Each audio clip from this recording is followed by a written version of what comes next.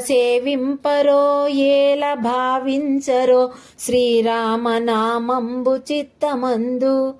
మాటలాడుచునునైన మరచియునైనను ఎరుకనైన దినంబు నెరుగలేరు.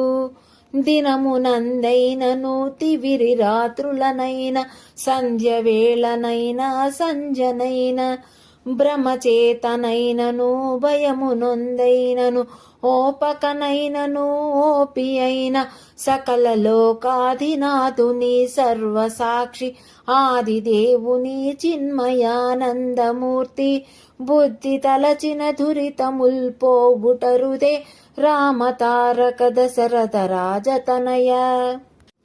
భావం: శ్రీరామ నామమును సేవించండి. రామనామమును మనస్సునందు నిలుపుకొనండి.